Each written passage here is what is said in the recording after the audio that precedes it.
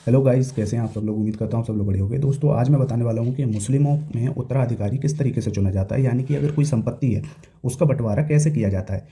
तो मुस्लिमों में ये कानून किस प्रकार है और किस प्रकार से बेटे होंगे, बेटी होंगी, पत्नी है, माता पिता हैं, भाई है, बंधु है, जैसे भी।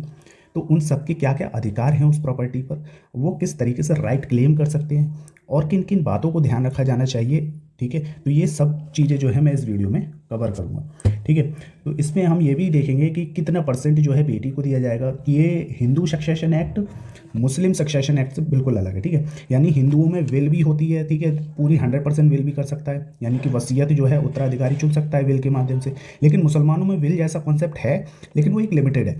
तो इस तरीके से बिल्कुल ही, एक तरीके से कहूँ तो एक तरीके से हिंदू सक्सेशन एक्ट से बिल्कुल ही अलग है।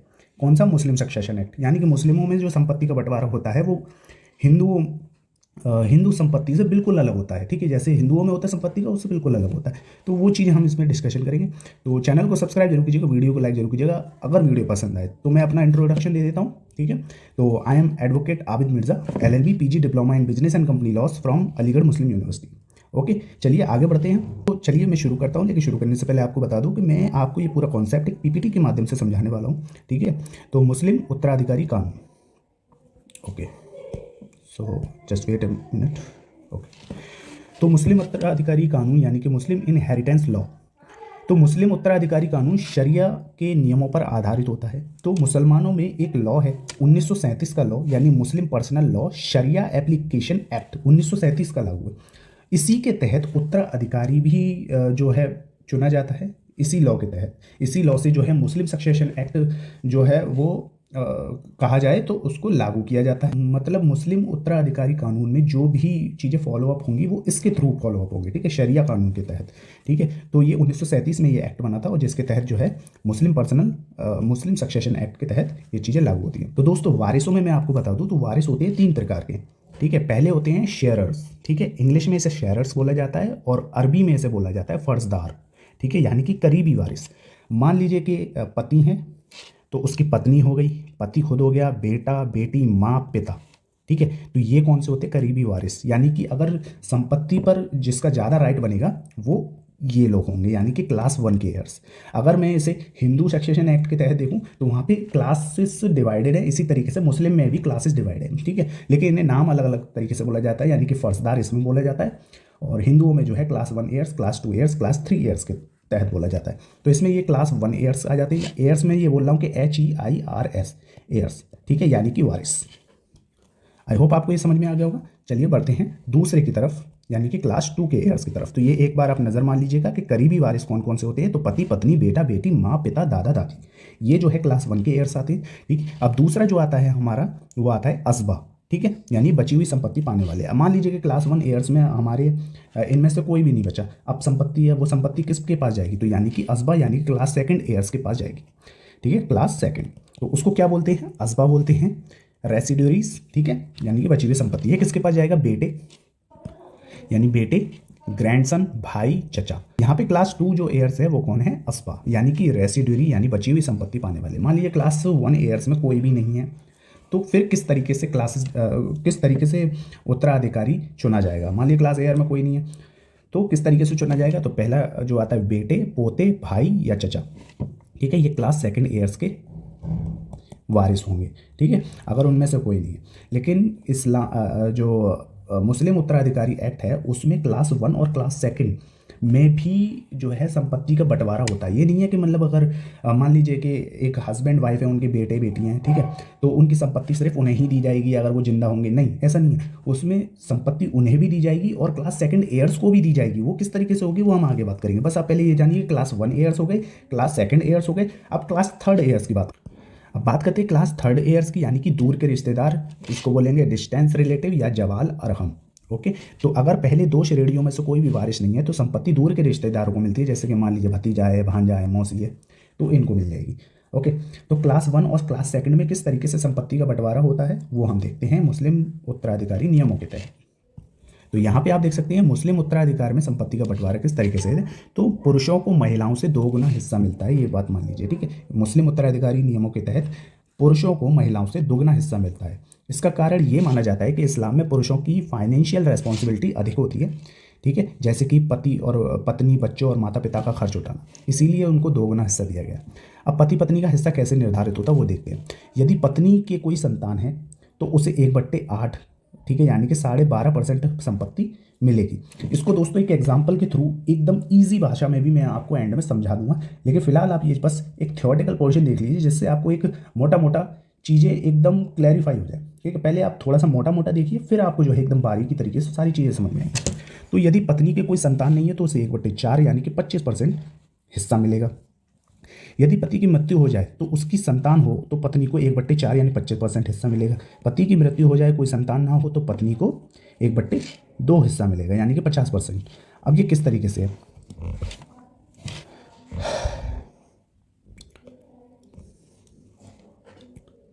अब दोस्तों इसमें माँ बाप भी आ जाते हैं, यानी क्लास 1 के एयर्स जो लिस्ट थी जो मैंने आपको दिखाई थी शुरू में, तो वो क्लास 1 एयर्स में माँ बाप भी आते हैं। तो माँ बाप का क्या हिस्सा बनता है 1/6 और माँ का बनता है, मृतक की कोई संतान नहीं है तो माँ को 1/3% मिलेगा, ठीक है, माँ को 1/6% मिलेगा और पिता को हमेशा कम से कम 1/6 मिलेगा, ठीक है। अगर कोई अन्य उत्तराधिकारी ना हो तो भी बाकी संपत्ति उसको ही मिलती है, ठीक है, उसे मिल सकती है। अब इसको एक एग्जाम्पल के थ्रू मैं आपको अभी बताऊँगा, ठीक है, तो पेशेंस बनाए रखिए, ठीक है। अब बात करते हैं बेटे और बेटियों के हिस्से की बात, तो बेटे को हमेशा दोगुना हिस्सा मिलता है, ठीक है। तो उदाहरण के लिए अगर बेटा और एक बेटी है तो बेटे को 2/3 लेगा और बेटी 1/3 मिलेगी, ठीक है, यानी कि 60.66% बेटे को मिलेगा और 33.33% बेटी को मिलेगा। तो यदि केवल बेटियां हैं और कोई बेटा नहीं है तो उन्हें संपत्ति का 2/3 हिस्सा मिलेगा, यानी कि तब जो है वो बेटे के बराबर हिस्सा मिलेगा, ओके। अब वसीयत का नियम क्या है इस्लाम के अकॉर्डिंग, यानी कि मुस्लिम शरिया लॉ के अकॉर्डिंग वसीयत का क्या है। तो आपकी कोई भी टोटल संपत्ति है, मान लीजिए कि आपकी जो टोटल संपत्ति है वो 55 लाख की है, ठीक है, सॉरी मान लीजिए 50 लाख की कोई आपकी संपत्ति है। अब उस संपत्ति के 50 लाख की संपत्ति पे 1/3% की वो विल कर सकता है, यानी वसीयत कर सकता है। पूरी प्रॉपर्टी की वसीयत करने की इजाज़त नहीं है, ठीक है, मुस्लिम उत्तराधिकारी कानून के तहत या मुस्लिम शरिया लॉ के तहत, ठीक है। तो इसमें 1/3 की प्रॉपर्टी की सिर्फ विल कर सकता है, बाकी 2/3 जो है वो कानूनी उत्तराधिकारियों में शरीयत के अनुसार बटेगी, ओके। तो ये चीज़ याद रखिएगा, विल कॉन्सेप्ट अगर कहीं पे है तो वो लागू नहीं होगा अगर 1/3 से ज़्यादा हो रही है, ओके।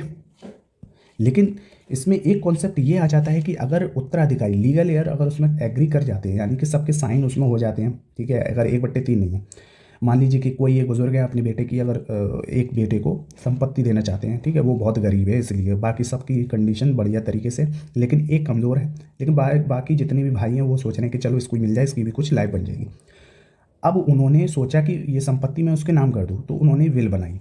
अब वो विल बनाई तो उस पर सबके साइन होना मैंडेटरी है, ठीक है, यानी क्लास 1 एयर्स के जितनी भी जो श्रेणी में आते हैं उन सबके जो है उस पर साइन होना ज़रूरी है, तभी वो जो विल है वो 1/3 से ज़्यादा की निर्धारित कर सकता है या पूरी भी कर सकता है, ठीक है, यानी कि 100% भी वो जो है वसीयत ठहरा सकता है अगर सबके साइन है तो। अगर सबके साइन नहीं है तो वो मान्य विल नहीं होगी। जबकि हिंदू सक्सेशन एक्ट यानी हिंदू उत्तराधिकारी नियमों में ऐसा नहीं होता, उसमें जो ऑनर होता है वो पूरी 100% की किसी को भी कर सकता है बिना किसी जोर के, बिना किसी के साइन लिए, ठीक है। तो ये रहता है, तो कोई भी जो वारिस है वसीयत के तहत कुछ नहीं ले सकता जब तक बाकी सभी उत्तराधिकारी सहमत ना हो जाएं, यानी उस पर कंसेंट ना दे दें। अब मान लीजिए कि एक चीज़ है कि किसी की संपत्ति और उसका कोई भी वारिस नहीं है, क्लास 1 में भी नहीं है, क्लास 2 में भी नहीं है, तब क्या होगा, तो किसी व्यक्ति की मृत्यु हो जाती है और उसके वारिस नहीं होते तो वो जो संपत्ति है वो वक्फ बोर्ड में चली जाती है, ठीक है, वक्फ चैरिटी को चली जाती है और सरकार या किसी धार्मिक संस्थान को दे दी जाती है, यानी कि वक्फ बोर्ड जो है उस संपत्ति को अपने अंडर चली जाती है, ठीक है। अब इसमें कुछ महत्वपूर्ण बातें क्या है दोस्तों वो देख लेते हैं कि मुस्लिम उत्तराधिकारी कानून शरीयतों के नियमों पर आधारित है, ठीक है। इसमें कोई भी कोडिफाई कानून जैसे कि कोडिफाई किया जाना यानी कि इंसान द्वारा बनाया जाना, हिंदू उत्तराधिकार अधिनियम जैसा कोई लचीलापन नहीं है। दूसरा होता है बेटियों को भी संपत्ति में हक है, ठीक है, जबकि हिंदू सक्सेशन एक्ट के तहत बेटियों को नहीं है जब तक वो क्लेम ना करें, ठीक है। यानी कि वो कोई एक निर्धारित हिस्सा नहीं है कि 1/3 दिया ही जाना चाहिए, जैसे कि मुस्लिमों में बेटियों को मैंडेट है कि 1/3 जो है प्रॉपर्टी का हिस्सा वो दिया ही जाएगा, ऐसा हिंदू सक्सेशन एक्ट में नहीं है, ठीक है। तो इसीलिए लेकिन बेटों से आधा हिस्सा मिलता है, ठीक है, यानी कि 1/3 हिस्सा मिलता है और बेटे को 2/3 हिस्सा मिलता है। तो हिंदू सक्सेशन एक्ट में ये चीज़ नहीं है। कोई भी मुस्लिम केवल 1/3% 1/3 संपत्ति की वसीयत कर सकता है, ठीक है। लेकिन अगर उत्तराधिकारी इस बात में सहमत है तो वो पूरे की भी कर सकता है। तो मुस्लिम उत्तराधिकारी कानूनों में ये जितने भी कानून है वो सारे पहले से ही तय हैं उत्तराधिकारी के, ठीक है, जिनका पालन करना हर किसी को मैंडेट है। और इसमें बेटों बेटियों माता पिता पत्नी आदि के लिए सारे हिस्से पहले से ही तय हैं। इसमें कोई भी ये नहीं है कि वो अपनी तरफ से बदलाव कर ले, ठीक है। तो और कोई भी व्यक्ति अपनी मर्जी से इसे नहीं बदल सकता है, ठीक है। तो वसीयत केवल 1/3 संपत्ति के लिए की जा सकती है, यानी कि 1/3 संपत्ति के लिए की जाती है कि जब तक कि वारिस जितने भी हैं वो सहमत ना हो पूरी वसीयत करने के, ठीक है, जो मैं आपको पहले समझा चुका हूँ। तो बाकी संपत्ति शरीयत के नियमों के अनुसार ही बांटी जाएगी। यानी कि मान लीजिए कि 50 लाख 3 करोड़ की संपत्ति है, तो उसमें 1/3 यानी कि 1 करोड़ की वो वसीयत बना सकता है, लेकिन 2 करोड़ जो बचे होंगे उनके अनुसार वो जितने भी उत्तराधिकारी उसके बचते हैं वो उनमें बांटी जाएगी। तो दोस्तों अब जानते हैं एग्जाम्पल के थ्रू कि किस तरीके से उत्तराधिकार चुने जाते हैं, किस तरीके से प्रॉपर्टी का डिस्ट्रीब्यूट किया जा सकता है, ठीक है।